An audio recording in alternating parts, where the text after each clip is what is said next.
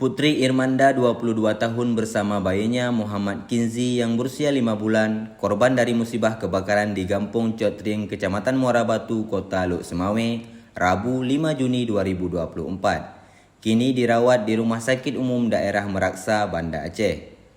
Korban dirujuk ke RSUD Meraksa, Banda Aceh, Jumat 7 Juni 2024, guna menjalani perawatan medis lebih lanjut.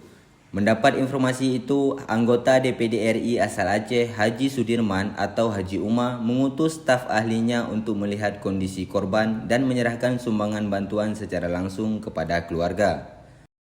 Kedatangan Mulyadi Syarif, staf ahli Haji Sudirman, Sabtu 8 Juni 2024 sore, di ruang rawat RSUD Meraksa disambut Safrizal, suami Putri Irmanda dan ayah Muhammad Kinzi. Balita berusia 5 bulan yang saat ini menjalani proses perawatan medis atas luka bakar yang dialami akibat musibah kebakaran yang dialaminya. Kehadiran saya mewakili Haji Umar yang tidak dapat hadir guna melihat langsung kondisi ibu dan bayi yang menjadi korban dari musibah kebakaran.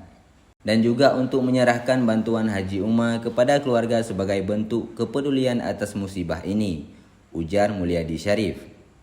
Sementara itu, secara terpisah, anggota DPD RI asal Aceh, Haji Sudirman atau Haji Umar, berharap semoga bantuan biaya bagi keluarga dapat meringankan kebutuhan untuk pendampingan korban selama masa perawatan medis di Banda Aceh, kata Haji Umar.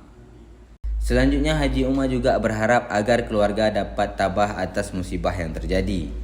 Dirinya juga meminta maaf kepada keluarga tidak bisa hadir langsung oleh sebab masih harus menjalankan tugas selaku anggota DPD RI di Jakarta. Seperti yang diketahui, rumah kayu milik Safrizal 28 tahun di Cotring, Kecamatan Muara Batu, Kota Luk Semawe hangus terbakar.